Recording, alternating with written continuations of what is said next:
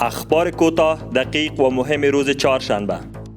کار ساخت بند توری در ولایت زابل توسط وزارت انرژی و آب به سرعت در حال انجام است. کار آن قبل از زمان مشخص شده آن تکمیل خواهد شد. سرپرست وزارت تحصیلات عالی با محصلین برحال و فارغ که در 20 سال اخیر مبارزات شرکت داشتند جلسه تعارفی و مشورتی برگزار نمود. در جلسه متذکره از زحمات و مبارزه مقدس مجاهدین تقدیر به عمل آمد. وزیر صحت عامه آقای دکتر قلندر عباد در مورد خدمات صحی با مسئولین صلیب سرخ یا ICRC دیدار نمود. در این دیدار مطالبات آنان شنیده شد و در مورد ارائه کردن خدمات صحی تبادل نظر صورت گرفت. کار ترمیم و بازسازی کناره‌های تخریب شده سرک غزنی مقر مربوط به شهرهای کابل قندهار از سوی وزارت فواید عامه ادامه دارد. پلیس حوزه سوم قماندانی امنیه کابل 2 جعلکار و 1 سارق را دستگیر نمودند.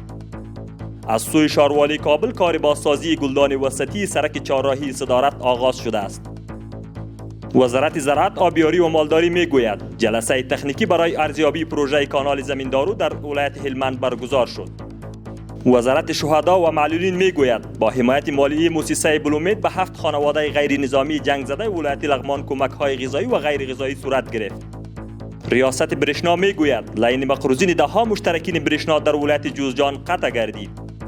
سمینار آموزشی 2 روزه برای تعدادی از کارکنان اداره تعلیمات تکنیکی و مسلکی تحت عنوان رهبری و تصمیم گیری برگزار شد.